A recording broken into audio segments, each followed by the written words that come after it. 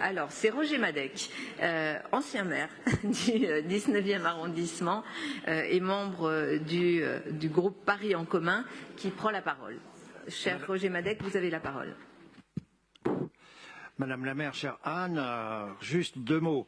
Total Énergie, enseignement Total, a exploité pendant longtemps une station-service, et notamment jusqu'en 2008, sur un terrain situé entre le boulevard de la Commanderie et la rue Émile Reynaud, terrain propriété de la ville, situé aux franges de la ville et au début de la commune d'Aubervilliers.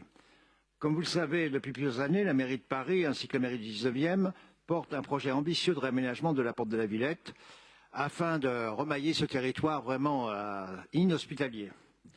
Ce projet vise à requalifier l'ensemble de la voirie, à ouvrir de larges espaces verts, à recréer une continuité écologique entre le canal Saint-Denis et la commune de Pantin, à répondre aux besoins en logement, qui est encore nombreux dans le 19e et à Paris, et en activité pour la population du nord-est parisien, mais aussi pour les communes riveraines éventuellement. Ce projet est porté ardemment par le maire du 19e et par votre premier adjoint, Madame la maire Emmanuelle Grégoire, et nous avons déjà concerté avec la population locale. Il se trouve que pour utiliser ce site, il faut que le terrain soit dépollué. Or, le code de l'environnement est relativement vague. Il impose au dernier utilisateur pollueur de dépolluer à hauteur pour que ce terrain soit utilisé pour un même usage, c'est-à-dire pour un usage industriel.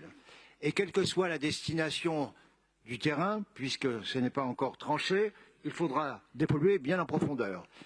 Et nous trouvons que ce n'est pas à la ville de dépolluer, ni à un futur preneur, mais au groupe Total, qui, comme vous le savez, a réalisé des bénéfices vertigineux en 2021, même si la dépollution envisagée est relativement importante financièrement, nous pensons que le groupe Total peut supporter cette dépollution. Et par ailleurs, nous souhaitons que la concertation sur l'avenir du site, dans le cadre de la transformation de la porte de la Villette, se poursuive, tout en veillant à la préservation du couvert arboré existant selon la démarche écologique qui est celle de la ville de Paris. Merci.